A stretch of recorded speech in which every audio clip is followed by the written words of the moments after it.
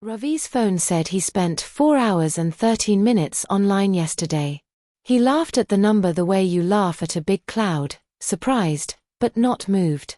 His daughter, Mira, didn't laugh.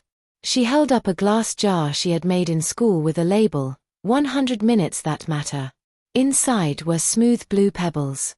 My teacher says we should protect 100 minutes every day, she explained. For things that make life feel like life. Ravi kissed her forehead, promised to try, and slid the jar beside the TV. The week rushed him like a crowded train. Messages, meetings, traffic, a microwave dinner, a late email that just needed 5 minutes and 8:40. When Mira asked him to watch her draw, he said, in a bit. In a bit turned into bedtime. He tucked her in, then scrolled until midnight. The jar sat untouched, blue pebbles waiting. On Friday, the jar moved. Mira put it on the dining table with a marker and wrote, "Use me." She left 3 pebbles next to Ravi's plate. "What are these for?" he asked. 10 minutes for breakfast together, she said, pointing at the first pebble. 10 minutes to walk me to school. She hesitated, then placed the last pebble in his hand. 10 minutes to hear my story. No phone. Ravi felt something like a string tug inside his chest. He agreed, and for once he kept his word. Eggs instead of emails, a walk instead of a rush, a story about a dragon who hates broccoli that made them both laugh. 10 minutes, 10 minutes, 10 minutes, and somehow the day felt different. Fuller, rounder, honest. That night the hospital called. His father had fallen. In the ER, time turned sharp. Minutes mattered in a clean, hard way.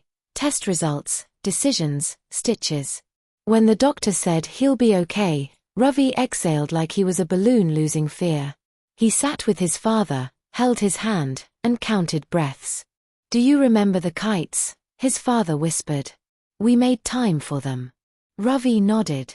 In his mind, he saw a younger version of himself, string burning in his palm, his father's laugh rising like a kite on wind. On the drive home, Ravi remembered the jar. He parked the car, walked straight to the dining table, and pulled it close. He poured the pebbles out. They made a sound like rain. He set rules. 100 minutes protected every day. Pebbles placed before any screen turns on. If work steals minutes, he pays them back the same day. He began small. 10 minutes of breakfast without phones. 15 to walk Mira to school on days he could. 20 for dinner together. 10 to call his father. 15 to read.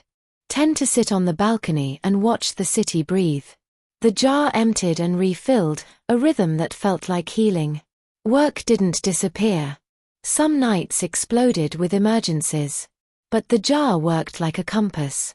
When a late message buzzed, he asked, "Is this worth a pebble?" When the answer was yes, he gave it willingly. When the answer was no, he let it wait. A week in, Mira added a rule with a giggle, bonus pebbles for kindness. They used a white pebble to help a neighbor carry groceries and a gold one for making hot cocoa when it rained. The jar became their game, their ritual, their shared promise. Ravi's father visited on Sunday. He saw the jar and smiled. "You found a way to hold time." Ravi shook his head.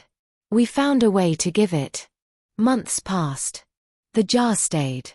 Sometimes it held seashells from a beach day, sometimes scribbled notes, 5 minutes laughing at nothing, 10 minutes fixing a wobbly chair, 20 minutes learning how to fold a paper crane.